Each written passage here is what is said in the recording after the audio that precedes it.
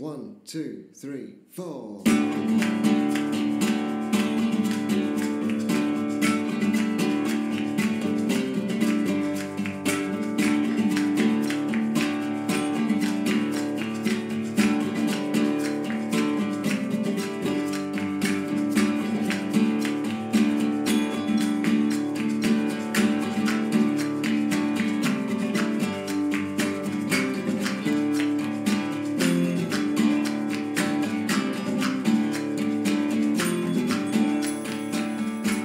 Episode 24 of Scuba Confidential. With me are Ian and Louise. Hello. This week there's going to be limited talking from us. We've got a special guest on the podcast. It's the director of Reef World Foundation, Chloë Harvey. If you don't know about Reef World, you're in the right place. If you'd like to find out more, it's reef-world.org, and you can find out how to get involved, to donate, to make a difference. Without any further ado, I think we're going to crack on and hear what Chloë has to say. Enjoy the interview. We'll see you on the other side. So, we're very pleased to welcome to the Scuba Confidential podcast Chloë Harvey of the Reef World Foundation. Hello, Chloë. Hi there. Thanks for having me. No, it's fantastic. Thank you for taking the time to come on and speak with us. Also here today, of course, is Louise. Hello. And today we're very honoured, really, to have you on as you're a director of Reef World Foundation. And we thought it would be a great opportunity to talk about the Reef World Foundation, some of the projects that you've been involved with, and some of the upcoming events and things in the pipeline for you as well, and tips for our divers. For the benefit of listeners who perhaps aren't aware of the Reef World Foundation and what it's been up to, what is the foundation and what does it do? Well, not at all. First of all, I'd like to say thank you very much for having us. We're really pleased to be able to come on and take part in one of your podcasts. We think they're great, so we're big supporters. Thank you. Thank you. What is the Reef World Foundation? So the Reef World Foundation is a UK charity, and it's got its roots in Thailand. So it was initially started by our founder, Anne Paranjotti, out in Thailand back in 1999. And she started off working very much on a community basis, working with local community members to teach them how to speak English, but by doing it in a way to teach them about the ocean. And they actually used that to then become snorkel guides, and it became a sort of the first sort of eco-tourism activity. Really, back in 1999, these activities weren't really happening. So the charity has really spun off from those initial roots, based very much in education and looking at sustainable tourism as well. And it's since grown, and obviously Greenfins has become a huge part of what we do, and it's grown in geography as well as scale as well. So as an idea of scale with the charity, it started in Asia, but how many countries are now involved with the charity or supporters? What's the geography of it now? Well, so Greenfins was initially started in Southeast Asia, and that's how the Reef World Foundation got involved, because Thailand was the pioneering country.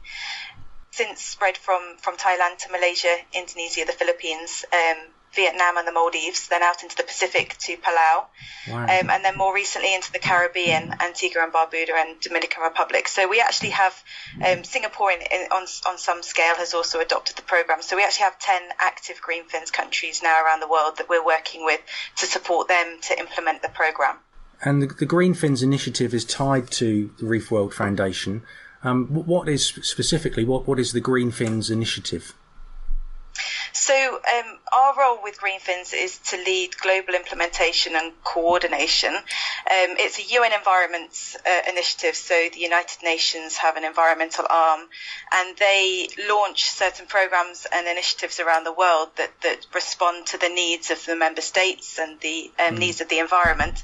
And Greenfins was launched back in 2004, and like I said, it was pioneered by Thailand. And initially it was very much focused on a code of conduct, so a 15 code of conduct point, which is what we still base the core of all of our activities is based on, and which looks at best practice for dive operations, so diving businesses, how to run their business, having the lowest impact on the local environment. And when I came across the program, which I'll go into a little bit more detail of how I came across it all later on. But when I came across the programme, it was just a code of conduct that was being taken up by the diving industry, and was very much something that the industry was saying they needed and they wanted. And we were seeing very positive reactions to it with the local dive centres in Phuket, which was where I was based and where the programme was really first established. And we wanted a way to monitor the impact that it was having. And so we developed the assessment system as a way to be able to monitor how well the dive centres are following the code of conduct. So we developed an impact assessment that would be able so someone can go in and actually measure how well people at the dive centres are following the code of conduct, and then they can be scored against that. So it's rated on, or it's all weighted on direct impact to the marine environment. So when we first did it, we thought we should be secretive about it. You know, people don't like to be assessed. Businesses don't like the idea of people coming in and having a nose around. And then we were quite friendly with some of the dive centres in Phuket at the time, and they were sort of looking over our shoulder saying, well, what are you doing? And we're saying, oh, nothing, we're not doing anything. They said, no, seriously, we want to know what you're doing. And so we talked it through, and they're like, this is really useful. This is so helpful to us. Because the thing about best environmental practice is, you know, we're a busy dive centre, safety first, obviously, and we have high turnovers of staff sometimes, you know, obviously very, very busy. And so when it comes to the environment, it's like, I want to do it, but where do I start? And so they said, so this system, you're weighting it, you're telling me basically what my biggest environmental impact is. So if you can let me know, then perhaps I can try and overcome those issues. So we thought, actually, this is great. So we worked with a couple of dive centres to try and come up with some solutions to the most pressing needs. And then we decided to start doing this annually, and we go back, and it became sort of a consultation between us and them letting us know what solutions they'd come up with, us stealing them and taking them to other dive centres, and, you know, spreading that knowledge. And we realised that actually it was a brilliant system to be able to look at managing a diving industry on a greater scale. And so Greenfin's actually, as a UN Environment Initiative, it's adopted through national governments. So it was the Thai government, the DMCR, the Phuket Marine Biological Centre, that picked up the programme in Thailand.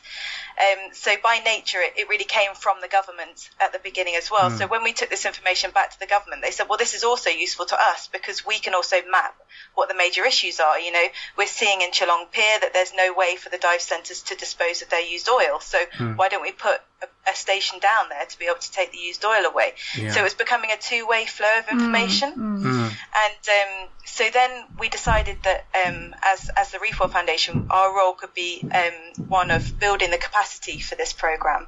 So we put together a training programme to be able to train the Thai government staff to be able to do these assessments and the other awareness raising activities that went on around it. So when a dive centre is assessed, they also receive a training presentation on how to implement best environmental practice in line with the Greenfin's Code of Conduct. So we put together the training courses for that, and the programme was running very, very well in Thailand. So then we went up to Bangkok and spoke to the coordinator or the leader of the local, the regional Cs for the UN Environment Initiative, and said, look, we've got a programme now. It was just the code of conduct, and now we've got an entire programme that we think is really useful. Could we pilot it in Indonesia and Malaysia as well? And so they said, yep, sure, here's $15,000. So myself and my husband, JJ, who's also the co-director of the charity now, went across and worked with the Malaysian government and the Indonesian government to pilot it in two sites, Tiaman Island in Malaysia and Manado in Indonesia. And sure enough, the programme was very well received by the diving industry and the government as well. So really, that's how the programme then began to grow. So then we helped the governments there to establish the programme more, and then so on took it to other countries as they expressed interest, and we raised funds to be able to do so. Yeah, that's amazing. Because I can remember, I obviously didn't spend as much time in Asia as you have, but I spent 4 years in Thailand, and I remember those guidelines, and I remember them being distributed and being made available on the dive boats and making a difference. And it's amazing to know that from just small beginnings like that, how it's grown. What's really encouraging as well, listening to that, is how dive centres responded positively to your input. And rather than seeing you as auditors going in, putting black marks against them. They saw it as an opportunity, which is encouraging, really, particularly in a competitive environment around there, such as Phuket. I think that's great.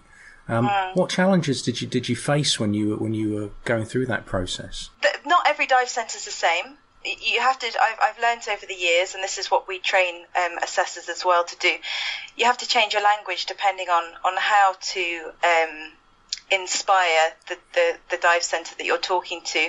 Some people are very driven by environmental work, and it's really part of their unique selling point.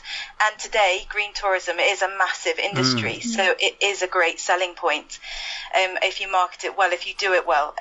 The thing is tourists are becoming quite clever to this, and if you just try and greenwash, they will find you out. So it's something that people do need to do with integrity and honesty. But there are other dive centres that don't recognise it so much as a marketing tool, but can see that it's a good thing to be involved in. And so, you have to sell it to them in a slightly different way. So trying to, tweak our language, get in through the doors, basically, because that behind the scenes there's going to be an incredibly passionate team of dive guides and dive staff who are just waiting to absorb this information. So if you can get the upper level management on your side and support it, because it really does need to come from them, because otherwise you can be a very passionate dive guide, but if you haven't got the support of your management, because you do sometimes have to do some things a little differently when you're following the code of conduct. If you do have a diver that's come out, I was listening to your interview with Jamie, actually. She was talking about Lembe, and she was talking about how people have a checklist of what they want to go and see. Yeah, it's common, isn't it? Yeah, so, and you talked about tips, and this is really what we're trying to change the nature of the industry towards tipping best environmental practice. So, but you do need the support of management behind you when you're making that initial change. You can't just start saying no to the most regular returning customer when they've become used to a certain way of doing things. So so it does need to come from management, so getting management on side. And the other big challenge as well is that the nature of the countries that we it's been a huge positive starting green fins in Southeast Asia. It's where mass tourism really is at its best or worst, however you might want to see it. So by developing the program to address the needs of those countries, it means that we can really work with other countries where tourism is the fastest growing sector in the world. So every tourism location around the world, tourist destination around the world, is going to grow and boom, and it's going to go to other locations as well that the tourism isn't even active in at the moment. So by having the experience of working in these mass tourism destinations, it means that we really have a lot of ideas about how to start off best, how to really start implementing best environmental practice within an industry before it even starts growing. But at the same time, governments that we've been working with are at different levels of development, but they don't always have the capacity for running a program like Green Fins. So we have to have assessors who can dive, and they can't just dive, they have to be experienced divers, because if you've got someone going into a dive centre and saying, this is how I think you should change your business, and I think this is how you should dive better, you need to be someone who can speak with some authority about diving. And in the Philippines, for example, they didn't have any divers within the national government. So really we had to start from scratch. We had to help the right department train staff to be able to then train them as assessors and then get them out into the field working with the diving industry. So it hasn't just been a case of a government saying, hey, we need to manage our diving industry better. Can you come and train us how to use green fins? We've had to go in and say, right, okay, how are we going to do this? Where's the capacity? Who's going to run the program? Who's going to go and do the assessments? Where's the money going to come from? What national initiatives do you have already that we can sideline some funding from to be able to run the program? This is how you can deliver on certain international agreements and targets. So this is a way that you can use the program to tick a lot of your boxes, and now we need to find some resources to align to it. So when we set up in a new country, it all sounds very exciting, but actually the first bit for me is very exciting, but for the diving industry it's quite frustrating because they think green fins is here, great, everyone's going to be green fin certified, but actually the first 18 months is very much behind the scenes trying to build the capacity for the program.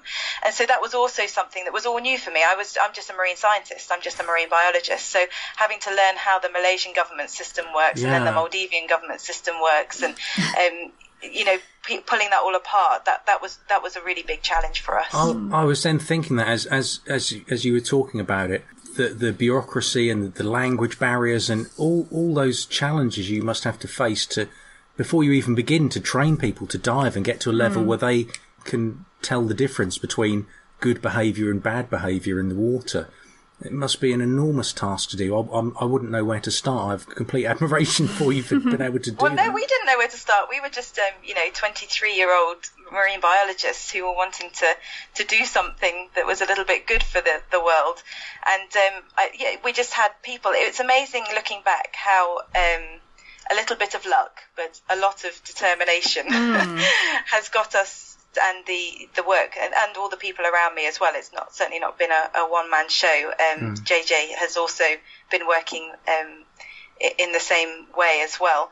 So, but yeah, we're finding some real champions along the way that are willing to stick their neck out for the environment, for something that they think is really going to make a difference, even though actually at the beginning we didn't have the success stories behind us that we have today. Now a government can come to us and say, we'd like to implement green fins. Yeah. Can you give me some success stories? And we can put them in direct contact with, counterparts or people that they might even know within the, government systems in a different country who can explain to them in the right language. And I don't just mean, actual language. I mean the government lingo that you have to get used to as well.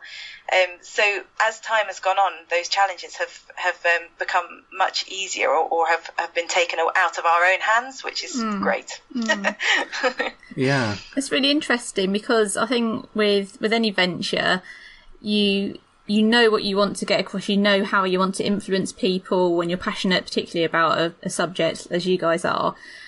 But you've also, in your case, got politics to contend with. Like you say, there's so many aspects that until you go to carry it out, you don't actually anticipate it necessarily, or how you're going to deal with that situation or approach certain people. So I think it's real testament to you guys as to how diligent and passionate you are about the cause, that you're getting through to these people in high positions of power and things are being done, which is absolutely amazing. I think there's definitely a book deal in there somewhere. Yeah. I don't know about that. I know how the government systems are. So how did you, sort of segueing into that as smoothly as Lou and I can, how did you get involved with all this in the first place? Were you working as a dive guide out in Asia or no, they wouldn't have me. I was too expensive. That's what I wanted to do. So, actually, my diving, I've been diving for longer than I can remember. I started diving when I was 12, so you're going to be able to work my age out now. 22 years ago, back in, it was in Sinai, actually, in Egypt, in Dahab.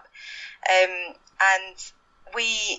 my parents, I don't know, they must have won the lottery or something, because we'd never been abroad or anything for holiday. And my dad came home one day and said, "We're going to Egypt on holiday." And I was like, how exciting. And he said, "We're going to learn to dive." And I literally said to him, "But only James Bond can dive, Dad." And he was like, no, we're going to do it. I was like, great, brilliant. So off we all went, and as a whole family, my sister, mum, dad and I went off and learned to dive. And my goodness, the diving in the Red Sea, I was spoiled, absolutely spoiled, and absolutely hooked from the first time I went underwater as well. And then my dad was really very, very into it as well. And when we came back to the UK, we looked into joining our local BSAC club and switched across. We trained with Paddy originally, and then we switched across to BSAC. And then we became very heavily involved in the local BSAC club, Bingham Sub-Aqua Club. And by the age of 15, I was actually a assistant club instructor. Wow. So I was spending most of my weekends down at Stony Cove, and then any chance that my father and I had to escape for a weekend off to Anglesey or Plymouth or up to Northumberland coastline, or if we were really lucky up to Scapa Flow, we did. And we had some great adventures, my sister as well. And I take my hat off to my dad, taking a 14-year-old and a 17-year-old underwater, and we were physically fighting, two teenage girls. males getting really cross with each other. But he managed to keep us both alive. Some very hairy moments. But I really take my hat off to him, because some of the best experiences of my life were spent on those dives with him. So I was absolutely hooked. But at the same time, I also had to make a decision about what I wanted to do with my life, and there was all these questions about what I was going to do at uni. And I learned that there was this thing called marine biology that meant that you could learn even more about what was going on under the water. And so I went up to Newcastle and did marine biology as a degree, and that's where I met Chloë Harvey, my now husband and co-director. He was also doing marine biology. And the course there was fantastic. It was quite practical, which is what I wanted. And I was absolutely dead set in working in genetics. A life of a lab rat was for me. Very, very happy with that. Very interested in it. But then I thought, or JJ and I both thought, that perhaps we'd head off to Asia for a short time just to get some tropical marine biology experience under our belt. Which we did, and we did our dive master there as well. So mainly because whenever I walked into a dive centre with a BSAC card, everyone, it just so ensued 15 minutes of jokes. So I thought, well, I'm going to have to switch across just to avoid this every time. So no, and also to benefit from doing the PADI course as well, and the dive master course is a fantastic course as well. We really got a lot out of doing that. And like I said, I then hoped that we could then find work in Indonesia with it, but we were too expensive and we wouldn't make them enough money as a dive guide, fair enough. So we were actually heading back to the UK when we were trying to have a holiday, and neither of us are really beach people. And I learnt about the Phuket Marine Biological Centre. And so I asked JJ if we could just nip in and see if anyone there could do with 2 weeks worth of volunteers. And somehow, luck again, this amazing, whatever, angel looking after us, put us in front of Khun Pongsuan, who is one of the top coral reef specialists in Thailand, and who had launched Greenfins. So he's really the grandfather of Greenfins in Thailand. And he said, yeah, I've got a program called Greenfins, but you'll need to stay for 6 months, not for 2 weeks. I can't do anything with you for 2 weeks. And so we said, well, what is Greenfins? It's environmental standards for the diving industry. And we thought, well, there must be so many regulatory bodies for the diving industry. This doesn't sound very unique. So we said, oh, well, thank you very much for the opportunity, but I think it's probably not for us. And then that evening, we were in an internet cafe. Remember those? Yes. I know they are still around. And I looked over at JJ's computer, and he was Googling the same as me, environmental standards for the diving industry. And we were both like, there's nothing else like this. There's nothing. There is no other international standard for environmental standard for the diving industry. We were blown away. And so we thought, actually, this is really something quite special. I think that, first of all, we thought that we could provide some good input, and we had some good ideas with our experience from the diving industry and also as scientists as well. And so then we stayed on, and 6 months became a year of volunteering, which became 2 years of volunteering. And then we met Anne Miller, or she was Anne Miller at the time, Anne Paranjotti, out in Asia, in Phuket at the time. And she had already been intertwined with the work of Khun Pongsuan, because she was really a pioneer within the local diving industry at the time of running environmental courses for tourists, which are now very popular, but back then they were very, very unusual. And so she'd been already working in an environmental sense with the diving industry, and she'd been working quite closely with Khun Nippon. And she was ready to move back to the UK, and she was looking for some people to sort of hand the baton over to. And so again, stroke of luck, that we came across her at that time, and we were happy to take the charity on. And we self-funded ourselves for a good number of years by coming back to the UK and doing different jobs, then going back out and working a little bit more on getting a small grant here and there to take the programme to somewhere else, another government interested, willing to put a little bit of money in to support us to go there. And now today we're a core team of 5, which still is very small considering we're working across 10 different countries. But if you bear in mind in each country there is a national team that runs the program. We are international coordinators, but myself, JJ, Sam, who's been with us since 2012 as well, Melissa, who you've been speaking to, oversees our communications, and Clementina, who is embarking on a new area of our work in global partnerships. So one of the feedback points that we had from the diving industry was that it's not just about the dive centres, and actually if we're wanting to change the entire industry, that we need to look at all of the different parts of the segments of the industry. So we knew that the different segments wanted to work with us. We just didn't really know how our work could be interesting to them, and also be good for us. How can it contribute to our mission of making sustainable diving the social norm globally? And so Clementina's really helped us to identify how we can provide benefits to different businesses, from the manufacturers, the training agencies, we're working directly with Paddy now, as well as the online booking agents. And with her work, it's become quite obvious how we can all contribute to each other's work. And that part of the charity is going very well, because they're also providing sustainable financing through these partnerships as well. So this is a way that we can move a little bit away from our grant-based funding, which is really unreliable, although the UN Environment has been our major donor since we've been involved in Greenfin, which was back in 2008. It is very unreliable, and you just don't know where the funding is going to come from. So we're hoping to really develop the sustainable financing side of our work more, and provide more benefits to different partners, and also get them on board, because there's so much that manufacturers can do, there's so much that training agencies can do. So with each new partnership, we're exploring new ways in how to help them to really walk the walk, as well as the dive centres, and trying to have a more global vision on what we can do with the industry. That's a massive task. You talked about again, I wouldn't know where to begin.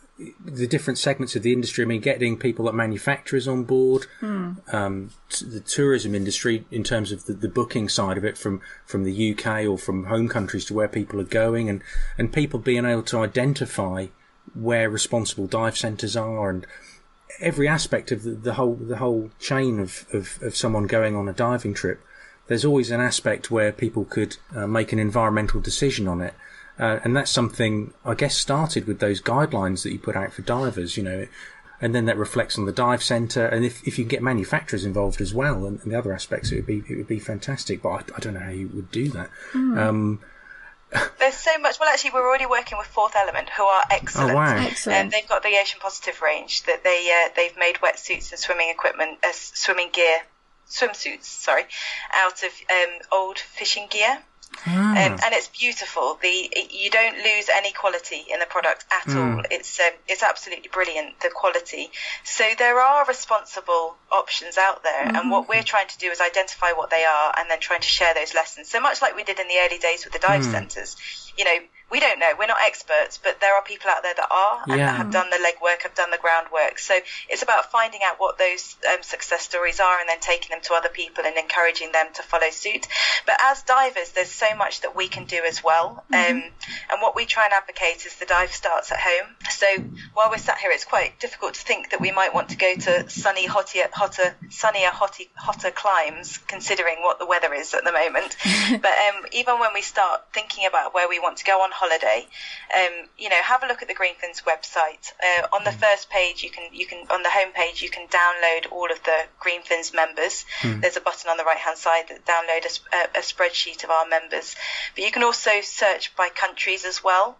The average impact score for each of the sites that Greenfin's is active in is on the website, so you can have a look and browse and see. Tiemann, they've got a low impact score on average, so maybe I should think about going there. We've also got our top 10 members that are promoted on our homepage as well. So the top 10 members are those dive centres that are really doing brilliantly. Their impact is so minimal that they're really coming into the top achieving dive centres globally. So by choosing any of our top 10 dive centres, then you know that you're diving with a dive centre that really values the environment, but is also for sure doing the right thing as well in their environmental practice. There's actually so much competition in this top 10 members list now that we're thinking of launching a top 10 per country so that people can start searching a little bit more. So by choosing dive centres that are doing the right thing, by voting with our wallets, because that's really what's going to change the way the industry are doing things. You know, do buy an ocean positive wetsuit. I don't suggest everyone goes out and buys a new wetsuit until they need one, because there's no point. That's also contributing to the environment in a negative way. But, you know, when we're looking to replace our dive gear, have a look out there and be drawn to the new kit that is being developed with the environment in mind. And then when you're on holiday or before you go away, you can also think about what you're taking out with you, making sure that you're taking reusable drinking bottles with you, any Tupperwares as well, just in case you're perhaps going out for lunch somewhere, you can use them. Thinking about the sun cream that you're taking with you, is it environmentally friendly? And there's a lot of packing tips out there. Zoo Blue, an online booking agent, have a fantastic packing tips that you can have a look at. And then when you're on holiday as well, just think about what you're doing, the choices that you're making. You know, I'm not saying that you shouldn't eat seafood, but perhaps think about if you like seeing it underwater, then perhaps we don't really want to see it on our plates, you know, the most colourful, etc. So thinking about those sorts of things while we're on holiday as well. And then, of course, as divers as well, you know, really encourage your dive guide to follow best environmental practice. Do tip those dive guides that don't manipulate. Do tip those dive guides that don't chase. And follow what they say as well, because a lot, especially the local dive guides, they intuitively know how to behave within the environment. And yeah, there are people that do the wrong thing, but if you encourage people to do the right thing, then you'll have a big impact. Demand has a huge influence on the way that an industry works. So do encourage best environmental practice when you're with your dive guides, but also yourself as well. Think about how you're conducting yourself underwater as well. Yeah, I think they're fantastic tips for divers, and as you said, voting with your wallet and making and for divers themselves, making sensible choices and responsible choices before they even make their way to the airport is also has obviously a massive impact on the environment. Have you got any tips for how you would perhaps deal with divers who don't adhere to some of the guidelines? For how to approach them? It's often a question I get. I saw the dive guide do this, and I wasn't very happy with it. Have you got any tips for those sort of situations? Well, I mean, a lot of our advice often comes from the dive guide's point of view, because that's where you know, a lot of the cultural differences. A lot of the cultures that I've been working in, it's very difficult to say no, especially to a paying customer. So we always, I mean, the nature of the charity is very much to inspire and educate. So, and I believe there's that saying that we will only protect what we love, and we will only love what we understand. So by coming back to education, and by there's really no reason why this process of moving towards more sustainable diving practices needs to be in any way negative, because it can be a great learning opportunity, and especially if you're a customer as well. I mean, the influence that you can have as well, you know. So by learning a little bit more about why we shouldn't touch corals, you know, they're incredibly fragile. We have all sorts of bacteria on our fingers that can be transferred onto the coral polyps that then could cause disease. A small flick of a fin can cause years worth of damage that would take a long time to grow back. Almost 50% of all damaging contacts underwater are made by the fins. So really being aware of our fins underwater, and we can go a long way to protecting the coral reefs. Also, most of the damaging contacts are made in the first 20 minutes of a dive as well. So really being very aware. So instead of saying, you know, instead of being quite, I saw you kick the corals, you could just say, oh, by the way, actually the most damaging contacts are made in the first 20 minutes of the dive. So just suggesting to you, why don't you take your group over a sandy patch before we then go over the coral reef, so that we, you know, it's not nice for us as tourists to watch other tourists kicking the reef, for example. So falling back on some of those little bits of knowledge as well often helps, and we can add value to people's experiences instead of making a confrontational experience. It's how you convey those suggestions and feedback, isn't it? Like you say, particularly in certain regions where it's to do with attitude and how you communicate with people might be different. It's knowing how to go about these things. So I think a lot of people just bite their tongue and shake their head if they see really bad practice from divers or from diving centres, and it can be very frustrating even contemplating and kind of calling people out on their behaviour. Yeah, but I think that, like you said, it's the way that you do it. And, TripAdvisor, there are lots of ways of writing reviews. And I think that the more that we as divers do use the environment as a positive or a negative when we're writing reviews, and so we will have an impact on the way people are then following these practices. And sometimes it can be deemed as being a little bit boring, especially when you're being given a dive briefing and you've heard these things day in, day out. But these dive guides, I mean, our research shows that if you give a good environmental briefing, you reduce the number of contacts on a dive from an average of 37% chance of making a contact down to 7%, which is almost nothing. Yeah. So by giving environmental briefings, you're having a huge impact on the way that your divers behave underwater. So instead of rolling our eyes during the environmental section of the dive briefing, really get engaged in it and say well done to the dive guide afterwards, and feed that information back to the management about how positive you felt that the environmental content in the briefings were. Yeah, it's noticeable as well that I've noticed in the time I've been an instructor in the last sort of 15 years or so that a lot of the major agencies are now becoming more environmentally focused as well, and making it part of mandatory training, whether it's an open water course or someone completing their dive master training or instructor training, making them more environmentally aware. And I think the focus is changing. That sort of ties in a little bit with one of Lou's questions, actually, that she had for you. So I was just wondering if you've noticed any specific correlations with the annual assessments that you conduct under the Green Fins initiative, and are there any particular trends or patterns within specific regions or specific countries that you've noticed in particular? Yes. So basically, I'm really pleased to say that in all of the sites where Green Fins is active, in fact, I've just been doing all of the data crunching because we're in reporting season at the moment. So across the 9 active countries, there are 31 sites. So Phuket would be a site. 31 different tourist sites. So think about how many tourists are coming through those sites. And the assessments have shown in every single site, we've shown consistent reduction in average environmental assessment scores across all dive centres. So, and we've always seen that since the beginning of monitoring the assessment data. So we're seeing that the dive centres do respond to the Green Fins assessment process, and they do implement better environmental practice as a result of that. And from that, we can infer that we are then having an impact on the environment as well. So through Green Fins, like I said before, we assess each of the code of conduct points, and we assign either a green, a yellow or a red to how well they're managing the environmental impact associated with that code of conduct. So, for example, our highest scoring code of conduct point is anchoring. So we think that by dropping an anchor on live coral reef, that's the biggest impact you can have on a dive tour. So if a dive centre drops an anchor, or if we believe that they often use an anchor on coral reefs, then they'll get a red for that code of conduct point, and the same for if they don't, will be a green and then an amber for it in between the two. So the assessment data highlights what the biggest environmental impact is of that dive centre, and then we provide solutions, locally relevant, realistic solutions on what they can do to overcome them.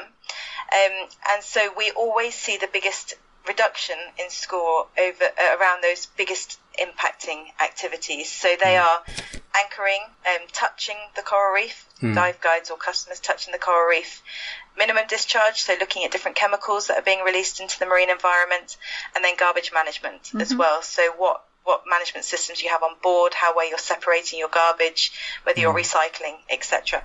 So those 4 points are where we always see the biggest change in the assessment scores. Okay. It's nice to think that actually the people are making changes off the back of this, and it's really positive that that's happening. It's nice to know that there is a kind of positive trend with all this. It's great to know that you're achieving positive and progressive results, and it gives more weight to certainly your argument when you go to local governments and trying to get other countries and dive centres involved with the initiative. if you've got these set of results and these trends and patterns that you can say, look, this is effective, it is working, it's so much more influential, isn't it? Absolutely, definitely. If you've got data to be able to show people this is having an impact, it's not just going out. I mean, we do a huge amount of awareness raising. The Royal We, this is the national teams. The assessors go out. So just in the last 12 months alone, the national teams have reached over 2,000 dive staff with environmental training sessions. And so if you then think about the information that then is filtering through to the number of tourists that then could be reached, it's just really, it's in the tens of thousands. So the cumulative effect is massive. Absolutely. And linking back to you referring to diving manufacturers, so you mentioned Fourth Element, for instance, who are trying to adopt a more ethical approach to how they design and make their wetsuits, for example.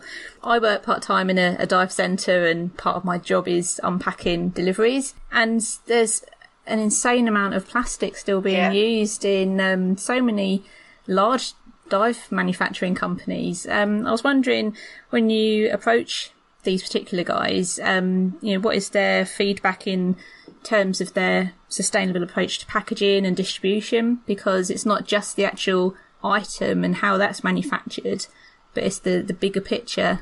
I was just wondering, in terms of your message, how has that been received by these guys? Yeah, I mean, it's a really good question, actually, Louise. It goes to show how connected you are and how in tune you are. We take. So I run a sustainable diving event at the Asian Dive Expo each year, and we get feedback from the industry, a broad reach of industry, about what our next focus should be. I mean, we also try and engage them and get them to change the way they're doing things, but we also say, what should we be doing next? And the big thing this year was manufacturers. So it's something that we're hearing time and time again. And interestingly, about 7 years ago, the thing that we were hearing time and time again was the training agencies. So again, Marcus, I'm really pleased to hear what you said about the training agencies, because we responded to that. We've worked with all of the training agencies in a non-exclusive manner. We have an official partnership with Paddy, and we're really looking to do a lot more with Paddy now in the future. But we've worked very closely with the training agencies to try and improve the language that they're using to try and mainstream environmental messages, because this is something we've really seen.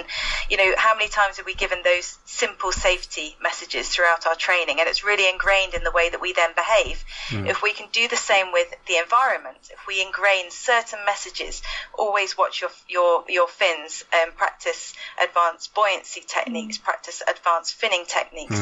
If these same messages can be ingrained in us from the beginning of diving, and it's consistent through all of our training, then we can have a big impact. And I think that's what we're beginning to see now, which is fantastic, and nice to hear you say that, Marcus. So yes, Louise, my next big challenge now is the manufacturers. So I actually spoke to Jim Standing at Fourth Element and said to him, where do I start? Because the manufacturers is really somewhere that we haven't worked very much in the past.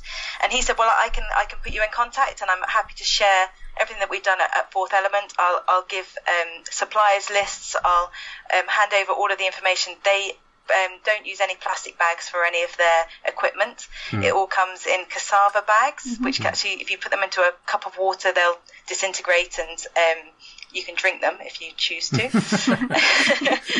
So they've got some brilliant best practice that perhaps we can use as an industry standard to then try and take those to other manufacturers and encourage them to get on board. But if any of your listeners are listening who might be in any of these big manufacturer companies, or if they have any good contacts, or if they know someone, because it's always the champions. I've said it's been luck in the past. We always seem to come across these brilliant champions that are willing to stick their neck out. So if there is anyone working for those, I'm not going to say any names, but any of the big manufacturers that would be willing to work with us and to start really making some fantastic changes, and we can showcase that, and we can start taking those messages around the world. I'll be going to DEMA this year, and this is where I'm really trying to showcase all of these fantastic success stories. So if anyone is wanting to work with us, I mean, I'm going to be knocking on all of your doors anyway, so you could save me a job and come to me as well. Fantastic. Perfect. Yeah. We'll certainly put obviously links to Reef World Foundation on our social media feeds when the podcast goes out, and any other links or videos or materials you have that you'd like to share with us. Of course, we'd love to share that with our listeners as well. It's crucial that we all lead by example, and particularly with big organisations, whether it be agencies or manufacturers, it's so important. And countless times I have customers who comment on the fact that the snorkel set they've just purchased is encased in a load of plastic, single-use plastic, and it kind of puts us as a dive centre in an awkward position then, and it's really conveying the message that actually, you know, things are changing. It's just when and how. Yeah. And I think if we all pull together. Have you fed that back to your supplier?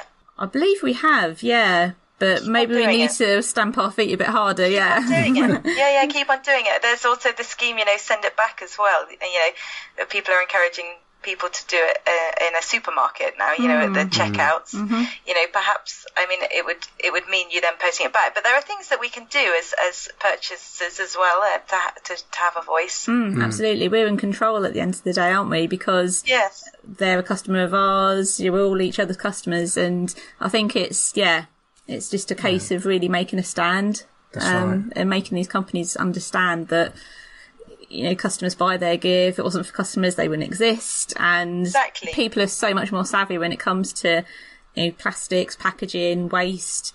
And I think a lot of people are sitting up and taking notice of that so much more than, say, 5 years ago, for example. Certainly, yeah. Yeah, and it's good at Reef World, with Greenfins being a neutral platform that is a UN Environment Initiative. So, you know, we're answerable to the UN, to the United Nations. We have to maintain our neutrality. So by us sitting in the middle of these voices and collecting this information, and then taking it to different manufacturers, it's often received a lot better than if it was business to business, for example. Right. So so by supporting our voice as well, by giving us this information, or by divers supporting the work of Reef World, you know, then we can keep on passing these messages through, and hopefully we can have a global impact. Oh, yeah, I was just wondering, in terms of the feedback from the dive centres that you're working with, regarding the initiative, what is the general feedback that you've received from them so far? They absolutely love it. It's so positive, and that's why we carry on doing it, really, because of the feedback from the dive centres and the dive staff. I mean, I have been so inspired by dive guides and dive leaders around the world with the passion that they have for the work that they do, and it's really what continues to drive me to support them to do what they're doing underwater as well. Excellent. So, yeah, very positive feedback, slightly disgruntled in those areas where Greenfins is not yet available. So we are looking to develop an online system that will be able to reach dive centres that aren't in currently active areas. So watch this space. Wow. Excellent. Do you have any countries in particular that are interested at the moment or have plans to join the initiative? Yep, so we have confirmed that we'll be launching Greenfins to Egypt in September this year, and Greenfins Japan as well is looking very probable before the end of this year. But we have a huge list of interested countries as well that are wanting to come on board, quite a few of them based in the Caribbean, so we're expecting quite fast expansion across the Caribbean in the coming years. Exciting stuff. That's fantastic. But we do need the support of the general public for this as well. So your voice is needed, but also you can donate to the Reef World Foundation as well as a UK charity. All donations that we receive go directly towards implementation.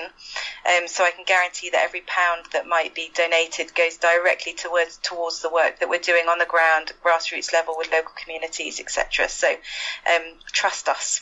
Perfect. And where can people go to make a donation, Chloe? Go to the Reef World website or the Greenfins website. So it's reef-world.org or greenfins.net, and just follow the instructions for donating, and that will come back to the Reef World Foundation. That's brilliant. We've taken up quite a lot of your time now, actually. We've been talking a lot, and you've been a fascinating guest. We could talk to you for hours, but I know you're very busy. Have you got anything else in the pipeline you'd like to tell us about that's coming up shortly, or use this platform as your own, Chloe? Whatever you'd like to mention before we wrap up, it's all yours. Well, without wanting to bore anyone, it's not something that's in the pipeline. It's something that's relatively new, though. It's the Dive Guide e-course, and I know that you guys have been plugging this for us, so thank you very much. It's a free online course that's designed to help dive professionals reduce the negative impacts of scuba diving on the underwater environment and conduct more environmentally friendly dives. It's free, but you can donate to get a certificate to show that you've taken part in that, so that will help us to maintain and add content to that course. And other than that, the online system that we're looking to develop that will be able to reach more dive centres around the world is in the development phases, and we're feeling quite positive about actually that becoming something that really is realistic and available. But we will need to do a lot of fundraising to develop that to access dive centres around the world. It's a shame because we know there are so many dive centres that are doing some fantastic things. They're just in locations where Greenfins isn't yet active. So we'd really like to find a way to promote them as well and drive tourists towards them as well. So anyone listening, put your hands in your pocket, get to the website and make your donations. It'll all help. That's fantastic. I think we've taken up quite enough of your valuable time now, Chloë, so we'll wrap things up. I just wanted to thank you for taking the time to speak to us. It's been really interesting, and for me personally, it's been mind-blowing listening to the trajectory of the charity from how it started with these kind of relatively humble beginnings, and the story of how you got involved with it and how it progressed to where it is today. It's been amazing to hear. Thank you very much. We'd love to have you on again at some point in the future when you've got new bits and pieces going on, or any time you'd like to chat and tell us about projects that are in the pipeline. You're always very welcome to come back again on the podcast. Fantastic, thank you very much. We're happy to keep spreading the word as well, so we'll share stuff on our social media platforms. Like you say, the more people get involved with things like this, it's so important, and it is really a matter of people power. Yeah. It really is. We can make a huge difference. Divers are naturally advocates for the marine environment. So if we can really pool our voice together, we can have a massive impact. That's a perfect note to end on, I think. I think so. Yeah. Thanks very much for calling in and having the interview with us, Chloë. We really appreciate it, and we'll see you soon. Bye-bye. Bye. Thank you very much for having me. Bye. Welcome back. That was the interview. We hope you enjoyed it. What did you think, guys? Really insightful. Absolutely incredible just to hear how she's started from basically nothing, just an idea, and taken it to where it is today. Absolutely incredible. Yeah, I feel quite honoured and privileged that we were able to. It took months of kind of communications because Chloe's so busy, but to actually get her onto the podcast for an interview as a director of a charity that spans multiple countries, I think was a coup for us, and hopefully for the people who are listening, it was very interesting. And the third thing is, of course, we hope that you'll go to their website, you'll find out more about them, you'll get involved, you'll make donations and help the charity with the great work it does. I think that's pretty much it for this one, but we'll catch you on episode 25, where we're going to have news of Ian's trip to the Farne Islands, and I think Lou's got some news items about sea cucumbers of all things. So we'll see you then. Bye-bye. Bye.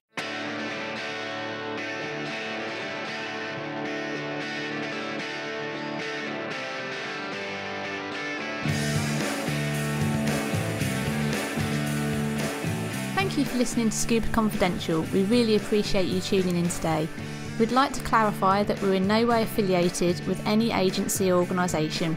All opinions expressed during this podcast are our own. If you'd like to follow us on social media, you can find us on Twitter at ScubaConfident1, Instagram and Facebook at Scuba Confidential, and if you'd like to support us via Patreon, go to patreon.com/Scuba Confidential. Any contribution is really appreciated. Additionally, if you have any suggestions for topics or discussions, just let us know at scubaconfidential@gmail.com. Many thanks to Plunkett Music for the groovy tunes, and we'll catch up next time. Until then, keep diving.